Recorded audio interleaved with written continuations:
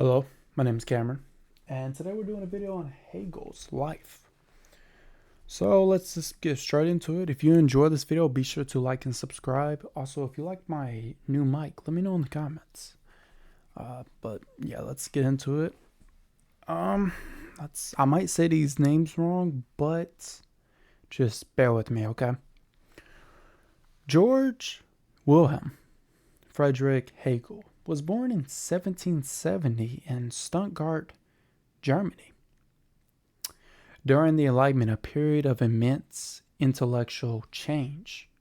So things were changing. He grew up in a Lutheran household, which heavily influenced his thinking and about spirituality, community, and morality. Hegel studied theology and philosophy at the University of Tuberton. I think that's how you say the name. I could be wrong. Which he was friends with Frederick Hoderlin and Frederick Schelling. Those were Hegel's friends. Hegel lived through the Napoleonic War. He lived through it, right? A time when Europe was being reshaped by ideas of liberty and revolution. He admired Napoleon, seeing him as a symbol.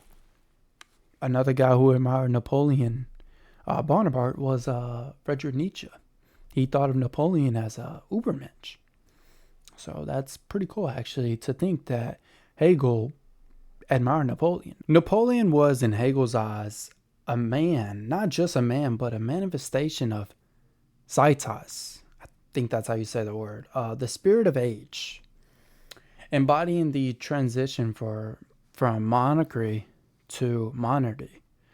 What's kind of cool is that Napoleon was not just admired by Hegel, he was also admired by Friedrich Nietzsche. And if you don't know anything about Napoleon, I made a video on him. But Napoleon was a general, probably one of the best generals we ever had, right?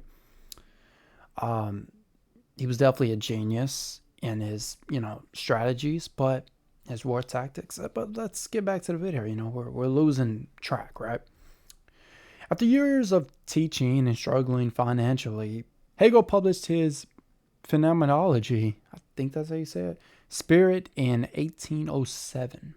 This work didn't make him famous overnight, because nothing will make you famous overnight unless you do something very, very crazy. But it established him as a major thinker. He became a professor at the University of Berlin, where he influenced the generations of philosophers like Karl Marx, which I can make a video on Karl Marx if you would like to hear about him. Just let me know in the comments and I'll make a video about Karl Marx. Hegel was meticulous, intellectual, and deeply committed to understanding how history and human consciousness evolved. His nature is reflection of his philosophy, which is often described as dense and difficult to read and understand, which Hegel is very hard to understand. I'm not going to lie and say he isn't, because he is. But he does have a lot of good points, and he admired Napoleon. And if you like Napoleon, you might like Hegel, right? Just like Friedrich Nietzsche admired Napoleon, which he thought of him as a Übermensch, right? But for Hegel's consciousness, it isn't just about being aware of the world. It's about understanding ourselves and in relation to others, right? Hegel, this journey of self-awareness unfolds through what he calls the dialectic, a process of conflict, revolution, and growth. Desire is the central to consciousness. But for Hegel, it's not just about material things, right? It's not about material things. It's about being recognized by another person. A young artist creates a painting and puts it on display. This isn't until complete until someone actively acknowledges their work and their identity. That's an example of what I mean, right? When two conscious beings meet, they each demand recognition, right? But recognition isn't given freely. You have to earn recognition, right?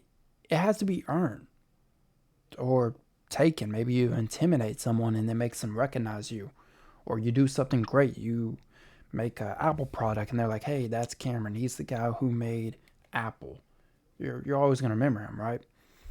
So that's example. This sets the stage for master-slave dynamic, which is both a conflict and a turning point in consciousness, right? Imagine two warriors locked in combat, right?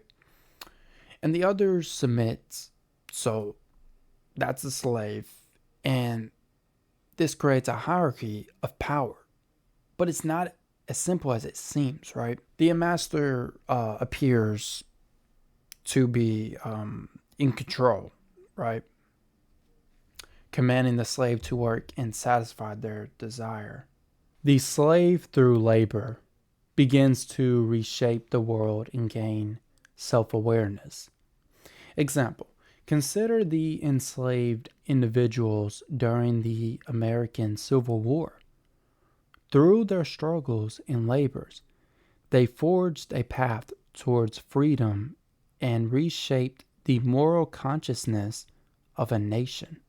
The master depends on the slave for recognition and survival. Meanwhile, the slave's labor leads to independence and self-realization, right? Hegel's insight, true freedom isn't about domination. It's about mutual recognition. It's not about dominating someone, right? You don't have to dominate to get recognized, right? Think of a toxic relationship, right? Where one partner dominates the other, but over time, the submissive partner may grow and seek independence, while the dominant partner realizes their independence and their validations, right? When you're in a relationship, maybe you get to arguing, and this goes for guys or girls, right? Maybe your boyfriend or girlfriend confronts you or starts being like really mean. They dominate the conversation just to get recognition, right? You don't have to do that if that makes sense. The master-slave dialectic is evident in events like the Haitian Revolution, where enslaved individuals overthrew their colonial oppressors and established their independence. Hegel's dialectic isn't just about abstract. It's a lens for understanding human history and social change. Think about the gig economy. Employers, masters, right? Rely on workers, slaves to keep her business running. But the worker's skill gives them increasingly leverage in a world demanding flexibility. The struggle for recognition continues to shape our economic and social structures. Let's think of Nietzsche, Beyond Good and Evil, right? Nietzsche rejected Hegel's vision, arguing that slave morality, values like humility, suppresses individual creativity. And for Nietzsche, Hegel's dialectic represents commerce, while Nietzsche celebrates power and self-overcoming. Think of Machiavelli. He wants power, right? Nietzsche, power. So, people to think about. Philosophers like Franz Fanon, picture, have used Hegel's ideas to analyze everything from Calvinism to pop culture. Hegel's master-slave dialectic is profound exploration of power, dependence, and freedom. It challenges us to see conflicts for growth, not just for the problem to be solved, right? As Hegel shows us, the journey of consciousness is never easy because nothing is ever easy, right? It's a process of struggle and transformation. Think of Hegel when he was struggling financially. It was a struggle, right? But then when he published his Phenomenology in 1807, he didn't come, rich overnight. He didn't come recognized overnight. It took time, right? Because things are going to take time. That's just how it is, right? The question is, how will you engage in your own dialectic? And what kind of freedom will you create, right? A picture. If you enjoyed this video, be sure to like and subscribe. If you want more Hegel videos, let me know in the comments. This is just like a brief overview. I don't want to make it too long or too dense or hard to understand. This is just a little brief one. I also want to say Merry Christmas. Today's Christmas Eve, but tomorrow is Christmas, so I hope you all have a fantastic Christmas. And let me know in the comments, what do you get for Christmas? I'm curious to hear about that. What is Santa getting you for Christmas, right? But, y'all have a great, what time is it? Night.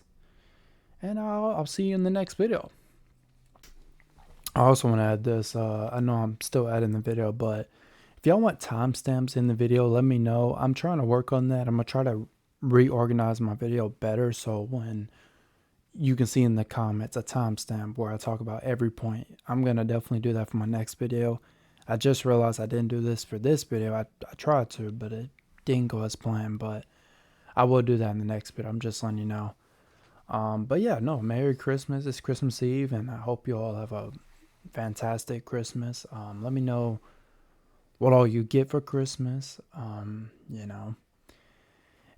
if you enjoy this video about like Hegel, let me know and I'll make more about Hegel. I think he's a great philosopher.